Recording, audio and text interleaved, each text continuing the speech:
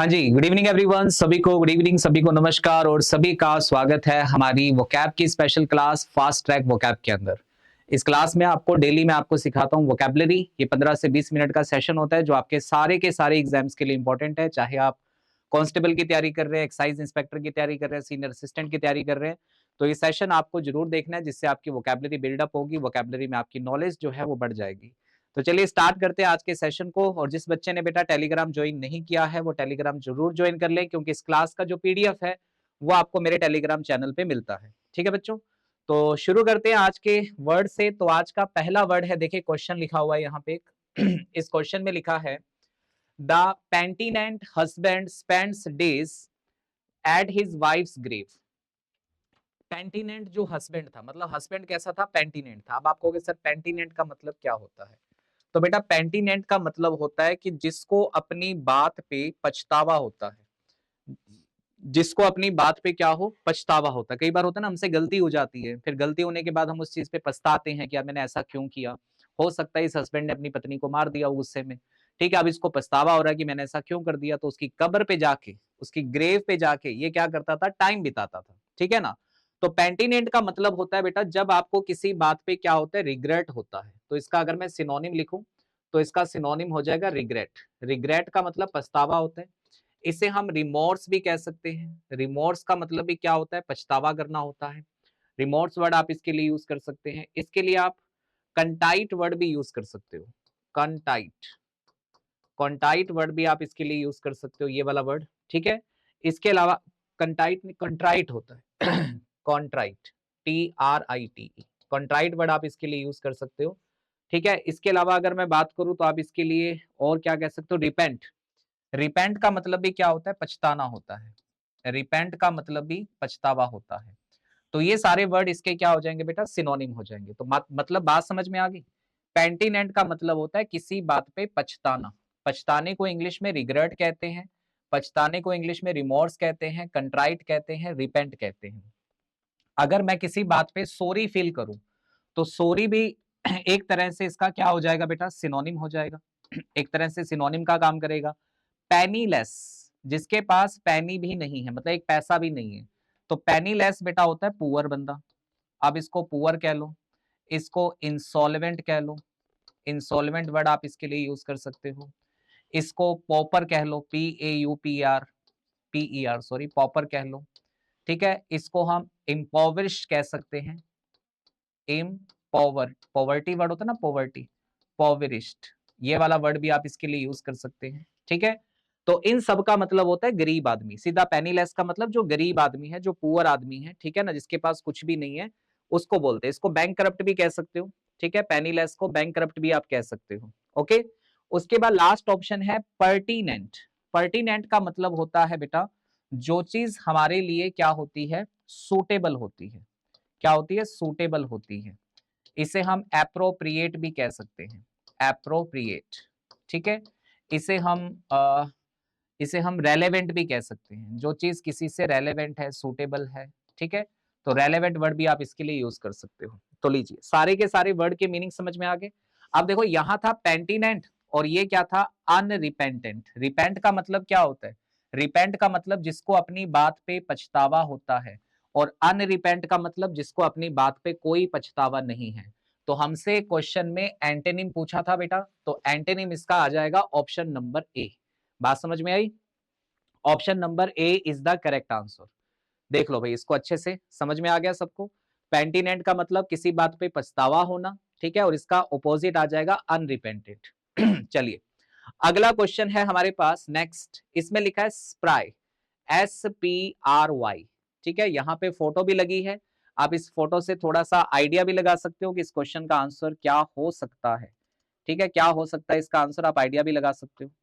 Spry जो word है बेटा, इसका मतलब होता है, ये देखो ये जो बंदा आपको दिख रहा है, ये बंदा कैसा है। आप कहोगे सर ये तो जिम लगा रहा है, और जो जिम लगाता है बंदा, उसका मतलब वो क्या होगा सर, वो बंदा बड़ा ही एक्टिव होगा। क्या होगा, एक्टिव होगा, ठीक है। अब जो बंदा एक्टिव है उसको हम क्या कह सकते हैं, इसको हम बेटा कह सकते हैं जिसके अंदर एनर्जी है, फुल ऑफ एनर्जी है, तो इसको हम लाइवली भी कह सकते हैं। थोड़े दिन पहले हमने किसी क्लास में पढ़ा भी था। लाइवली जो वर्ड होता है इसका मतलब एनर्जी होती है, ठीक है। इसके लिए जब ये वर्ड पढ़ा था तो एक वर्ड आया था हमारे पास विवेशियस। क्या वर्ड आया था? विवेशियस वर्ड आया था। इसका मतलब होता है फुल ऑफ एनर्जी। क्या होता है? Full of energy. ये जो मैं वर्ड लिख रहा हूँ ये सारे के सारे इसके सिनोनिम हैं। और भी इसके सिनोनिम हो सकते हैं, मैं यहां लिख देता हूं।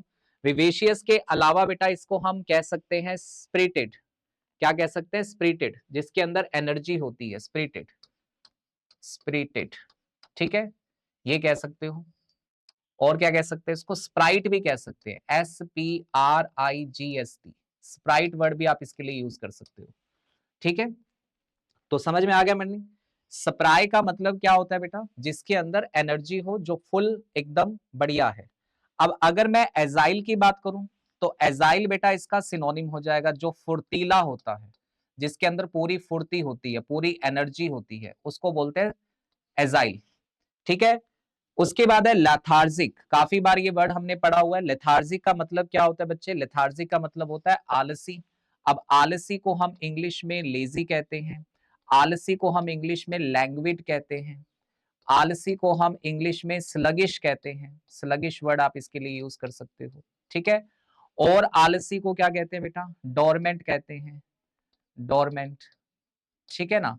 ये सारे के सारे वर्ड आप यूज करते हैं किसके लिए? आलसी के लिए। अब एक आ गया वर्कोहोलिक। वर्कोहोलिक बेटा जो ज्यादा काम करता है, जिसको काम करने की आदत होती है, उसको बोलते हैं वर्कोहोलिक, ठीक है ना। और एक बच गया स्ल्यूथ। स्ल्यूथ का मतलब होता है इन्वेस्टिगेटर, जो किसी चीज को इन्वेस्टिगेशन करता है किसी चीज की, इन्वेस्टिगेटर।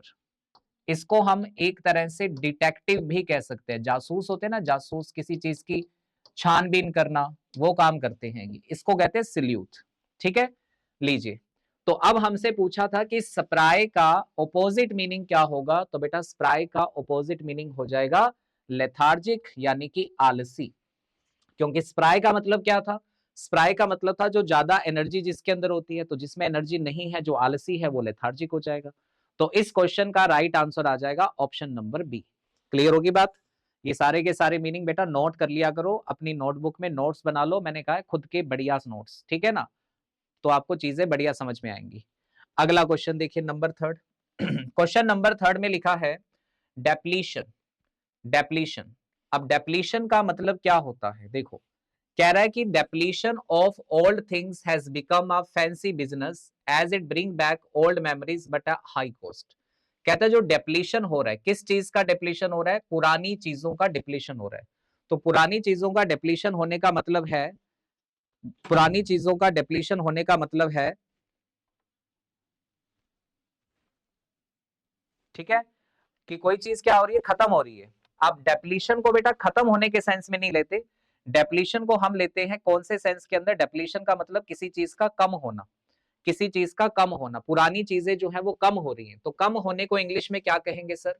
कम होने को इंग्लिश में कहते हैं, मैं ऊपर लिख देता हूं यहाँ पे, कम होने को इंग्लिश में कहते हैं रेड्यूस होना। रेड्यूस का मतलब कम होना होता है, या किसी चीज का डिक्रीज होना। इंक्रीज का ऑपोजिट क्या होता है? डिक्रीज होना, किसी चीज का कम होना। कम होने को सर कहते हैं लेसन, LESSEN। लेसन का मतलब कम होना होता है। इसके अलावा अगर मैं बात करूं, एक वर्ड होता है डिमिनिश। क्या वर्ड होता है? डिमिनिश। डिमिनिश का मतलब भी क्या होता है? कम होना। लो जी, तो ये सारे के सारे जो वर्ड हैं इनका मतलब क्या होता है? किसी चीज का कम होना। अब आप कहोगे सर इसका ऑपोजिट बता दो क्या होगा, तो रीस्टोर नहीं होता। रीस्टोर का मतलब तो हो गया किसी चीज को दोबारा से स्टोर करना, ये तो गलत हो गया। ओल्ड का मतलब पुराना हो गया, ओल्ड का मतलब पुराना, कम या ज्यादा से नहीं होता। हाई का मतलब क्या होता है? हाई का मतलब होता है ज्यादा। फैंसी का मतलब, फैंसी मतलब जो चीज नकली है, मतलब बनावटी है, उसको फैंसी बोल देते हैं, ठीक है। तो अगर मैं कह रहा हूं कि कोई चीज कम हो गई, डिप्लीशन हो गया, रिड्यूस हो गया किसी चीज का, तो उसको हाई नहीं, उसके लिए ज्यादा वर्ड जो बेटर है वो हाई के अलावा क्या आएगा बेटा? यहाँ पे आप इसको रीस्टोरी लिखो। क्या आएगा इसका आंसर? रीस्टोर। रीस्टोर का मतलब होता है किसी चीज को दोबारा लेकर आना, और डेप्लीशन का मतलब होता है किसी चीज का खत्म हो जाना, कम हो जाना। यहाँ कम हो रहा है, यहाँ हम दोबारा से स्टोर कर रहे हैं। तो राइट आंसर आएगा ऑप्शन नंबर ए। बाकी जो इसके ऑप्शन है वो ज्यादा इतने कोई इंपॉर्टेंट नहीं है, और जो है वो आपको आते हैं, तो इस पे ज्यादा टेंशन वाली कोई बात नहीं है। तो क्वेश्चन नंबर 3 का जो आंसर है बेटा वो आ जाएगा ऑप्शन नंबर ए।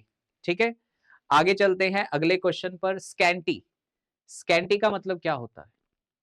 स्कैंटी, जैसे प्लेट के अंदर आपको स्कैंटी चीज दिखाई दे रही है, स्कैंटी का मतलब होता है, बताओ बताओ जल्दी से आंसर क्या आएगा, आंसर करके देखो पहले तो, करो करो करो, शाबाश। स्कैंटी का मतलब होता है जो चीज थोड़ी मात्रा में होती है, जैसे प्लेट में आपको कुछ दिख रहा है, दिख रहा है पता नहीं दिख रहा, बहुत थोड़ी सी कोई चीज है। जब कोई चीज थोड़ी मात्रा में बच जाती है, मतलब बिल्कुल थोड़ी सी बची है हमारे पास, उसे स्कैंटी कहते हैं। क्या कहते हैं? स्कैंटी। अब स्कैंटी को अगर मैं कहूं थोड़ा, थोड़े को इंग्लिश में कहते हैं बेटा मेग्र। ये वर्ड याद कर लेना, MEAGRE, मेग्र का मतलब होता है थोड़ा। एक वर्ड होता है पोल्ट्री, पोल्ट्री, पोल्ट्री का मतलब होता है थोड़ा, ठीक है ना। इसके अलावा अगर मैं कहूं डेफिशियंस, डेफिशिएंट, डेफिशिएंट का मतलब भी क्या होता है? थोड़ा, कमी होना किसी चीज की, ठीक है। और इसको कहते हैं स्केयर्स, जैसे आप पढ़ते हैं ना स्केयर्सली, है ना, तो स्केयर्स का मतलब भी क्या होता है? किसी चीज का थोड़ा होना। अब इसका ऑपोजिट मीनिंग सर क्या होगा? इसका ऑपोजिट मीनिंग हो जाएगा क्या चीज? किसी चीज का बहुत ज्यादा होना, एब्यूडेंट। एब्यूडेंट का मतलब होता है किसी चीज का ज्यादा होना। तो राइट आंसर हमारा आ जाएगा डी ऑप्शन। नेस्टी का मतलब क्या होता है सर? नेस्टी का मतलब होता है गंदा। गंदे को मैंने कल परसों भी बताया था फ्लीथी, फ्लीथी का मतलब क्या होता है? गंदा होता है, ठीक है।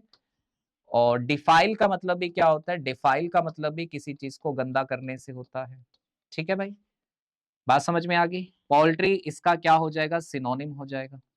पोल्ट्री तो क्या हो जाएगा? सिनोनिम हो जाएगा। एक्सपीडियंट, एक्सपीडियंट को बेटा कहते हैं जो चीज यूजफुल है, जो चीज क्या होती है? यूजफुल होती है, हेल्पफुल होती है, ठीक है। एक्सपीडियंट का मतलब जो चीज हमारे लिए यूजफुल है या जो चीज हमारे लिए हेल्पफुल है, उसको एक्सपीडियंट कहते हैं। क्लियर होगी बात? अब देखो एब्यूडेंट का मतलब ज्यादा होता है, तो भाई इसके लिए बहुत सारे वर्ड हैं, इसके लिए बहुत सारे वर्ड हैं। ज्यादा के लिए हम क्या कह सकते हैं? ज्यादा को हम कह सकते हैं प्लेंटीफुल, प्लेंटीफुल। प्लेंटीफुल का मतलब क्या होता है? ज्यादा होता है। इसे हम कह सकते हैं एम्पल, एम्पल का मतलब भी क्या होता है? ज्यादा होता है, ठीक है। और क्या कह सकते हैं इसको? Abundant, plentiful, ample, profuse. Profuse word जो होता है इसका मतलब भी क्या होता है? ज्यादा होता है। प्रोफ्यूज का मतलब भी ज्यादा होता है, ठीक है। तो लो जी, इसका मतलब था कम होना, इसका मतलब हो गया ज्यादा होना, तो ऑपोजिट मीनिंग हमारा राइट आंसर क्या आ जाएगा? डी ऑप्शन आ जाएगा। अगला देखिए, हॉस्टाइल। ये तो कितनी बार ही पढ़ा हुआ यार हमने, हॉस्टाइल। हॉस्टाइल का मतलब क्या होता है? ये कितनी बार बताया कि हॉस्टल में रहने वाले लोग आपस में क्या बन जाते हैं? एक दूसरे के दुश्मन बन जाते हैं।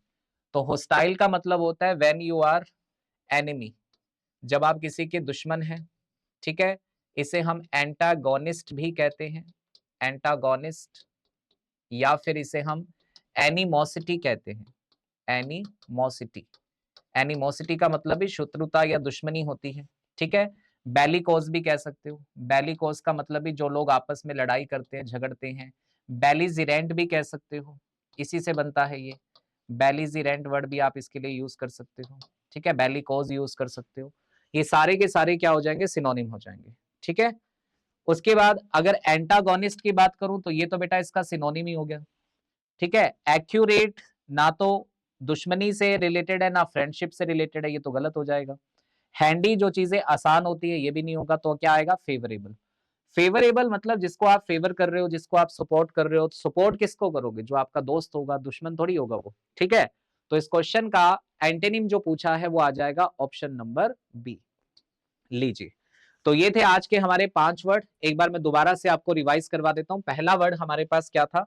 पहला वर्ड था पेनिटेंट। पेनिटेंट का मतलब होता है किसी भी बात पे पछतावा करना, रिपेंट करना, रिमोर्सफुल होता है, सॉरी फील करना किसी बात पर, रिग्रेट करना किसी बात पर, ये इसका मीनिंग है किसका? पेनिटेंट का, ठीक है। उसके बाद आपका दूसरा वर्ड था आज का स्प्राई। स्प्राई का मतलब होता है जो बंदा एक्टिव होता है, लाइवली, विवेशियस, ठीक है, उसको हम एजाइल भी कह सकते हैं, जो एक्टिव पर्सन है, ठीक है। बाकी इसके अंदर स्प्राइट और स्पिरिटेड वर्ड भी था।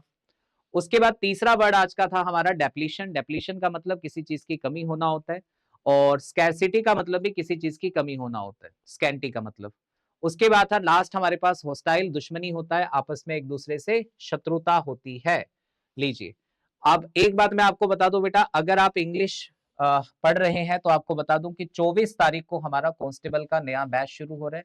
तो जो भी बच्चा कांस्टेबल की तैयारी करना चाहता है तो ये बैच ऑफलाइन और ऑनलाइन दोनों मोड्स में अवेलेबल है। अगर आप बेटर रिजल्ट चाहते हैं, देखो जैसे 2023 के अंदर 500 सिलेक्शन, 2024 के अंदर जो अभी रिजल्ट आने वाला है उसमें 500 सिलेक्शन लगभग होंगे आराम से, और 2025 का टारगेट 1000 सिलेक्शन है।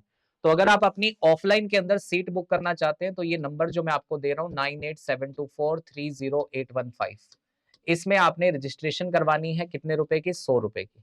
100 रुपए की जब रजिस्ट्रेशन करोगे तो नीचे कोड लगा देना बेटा, ऐड ए नोट के अंदर AC 376, और ये स्क्रीनशॉट इसी नंबर पे आपने भेज देना है। तो इससे आपको फीस में 2000 रुपए का डिस्काउंट मिल जाएगा। प्लस अगर कोई भी बच्चा आप में से इंग्लिश का बैच लेना चाहता है तो इंग्लिश का बैच आपको सिर्फ मिल रहा है 250 रुपीज के अंदर, जिसके अंदर ये सारी चीजें आपको मिल रही हैं, grammar, vocabulary, free PDF, mock test, chapter wise test, discussion class, सब कुछ आपको मिल रहा है सिर्फ 250 रुपीज के अंदर। लेकिन ये ऑफर लिमिटेड टाइम तक है। अगर अभी तक आपने ये बैच बाय नहीं किया है तो जल्दी से अरोड़ा क्लासेस की ऐप पे जाके ये बैच आप बाय कर सकते हो, जस्ट इन 250 रुपीज। ठीक है, लेकिन बाद में इसका प्राइस बढ़ जाएगा, तो जिन्होंने नहीं किया फटाफट से कर लीजिए। कोई भी बैच अगर आप ऑनलाइन लेना चाहते हैं, जैसे हमारा PSPCL का बैच है, ये ऑनलाइन 3000 का है, ऑफलाइन 6000 का है। ठीक है, 17 फरवरी से ये शुरू भी हो चुका है। तो अगर आप ये बैच भी ऑनलाइन लेना चाहते हैं तो सारे बैच में आपको डिस्काउंट मिलेगा। डिस्काउंट लेने के लिए आपने करना क्या, अरोड़ा क्लासेस की ऐप डाउनलोड करनी है, कोर्स के बटन पे क्लिक करना है, यहाँ पे कोर्स सर्च करना। जैसे PSPCL का कोर्स लेना है तो PSPCL लिख लेना, 24 वाला बैच लेना है तो 24 फरवरी लिख के सर्च कर लेना, इंग्लिश का बैच लेना है तो इंग्लिश लिख के सर्च कर लेना। जो भी बैच सर्च करोगे यहां आ जाएगा। इंग्लिश का बैच हमारा 249 का है, तो इसमें कोई कोड नहीं लगता है, ये डायरेक्ट बाय होता है। बाकी जो कोर्सेज है उसमें आपको क्या करना है, बैच को ओपन करने के बाद सबसे नीचे आ जाओगे, लिखा होगा हैव अ कूपन कोड, यहाँ कूपन कोड आपने लगाना है AC 376।